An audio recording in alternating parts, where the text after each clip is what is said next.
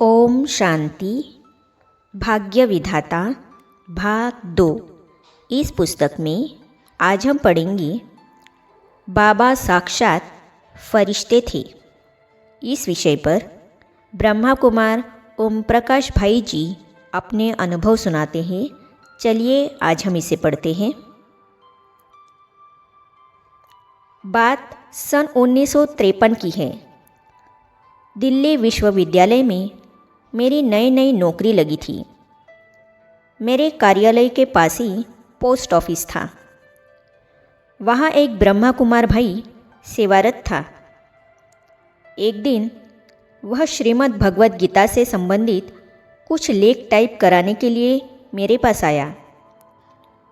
जब उन लेखों को मैंने पढ़ा तो अधिक जानने की जिज्ञासा उत्पन्न हुई। उनमें लिखा था कि गीता का भगवान शिव है। मैं तो गीता का भगवान श्री कृष्ण को ही मानता आया था। अर्थात बाद में विस्तार से ज्ञान समझा तो मुझे भी पता चल गया कि गीता निराकार भगवान की वाणी है, साकारी देवता की नहीं। मैंने उस भाई से पूछा, आप ये लेख कहाँ से लाए हैं?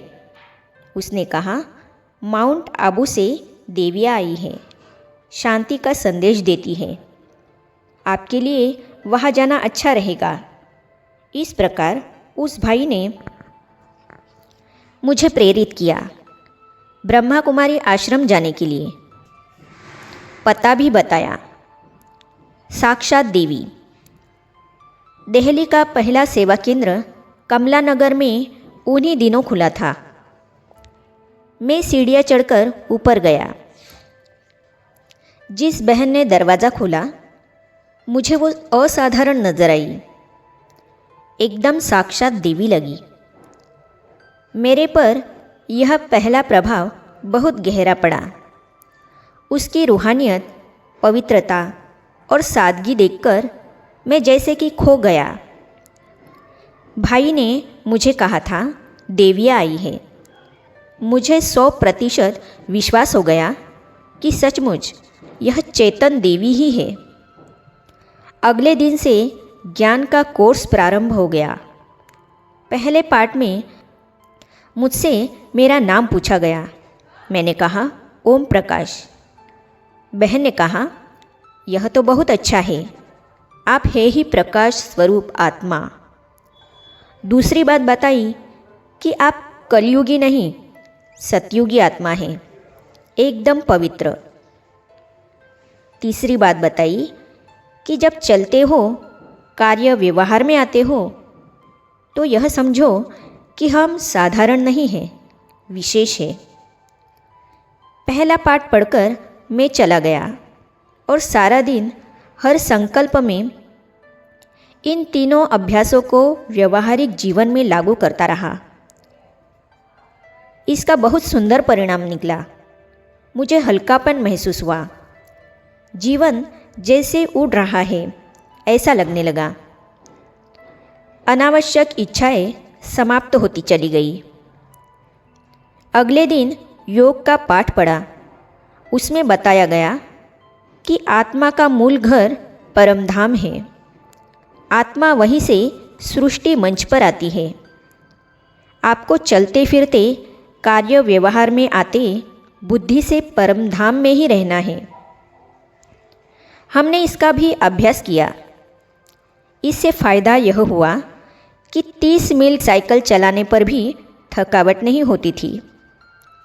रास्ते में जो देखा, बुद्धि पर उसका प्रभाव नहीं रहता था।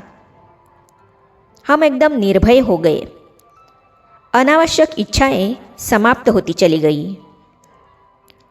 सादा और संतुष्ट जीवन व्यतीत करने लगा। दुनिया के लोग इच्छाओं के कारण परेशान रहते, परंतु ज्ञान मार्ग में चलने पर प्यारे बाबा ने ऐसी सद्बुद्धि दी कि थोड़ी आमदनी होने पर भी जीवन निर्वाह बहुत अच्छी तरह से होने लगा।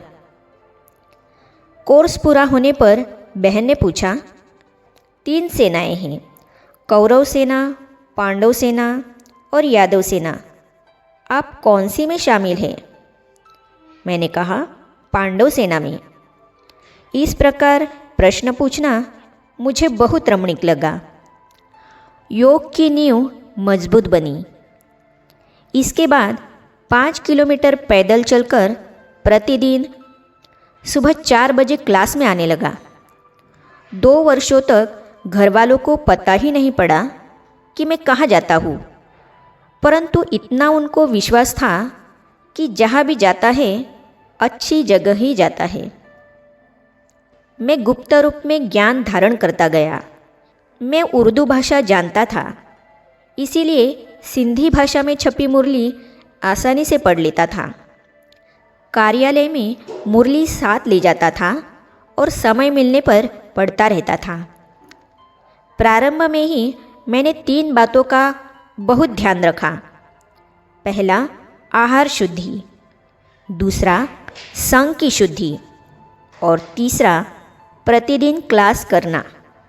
मैंने अधिकतर समय दैवी परिवार के संग बिताया। उन दिनों सप्ताह में 5 दिन भोग का कार्यक्रम होता था। भोग से पहले 2 घंटे तक शक्तिशाली योग चलता था। इस प्रकार हमारी योग की नींव बहुत मजबूत बन गई। अपने अनुभवों में ब्रह्मा कुमार ओम प्रकाश भाई जी आगे कहते हैं, ग्लानि छोड़ नियमों की सराहना।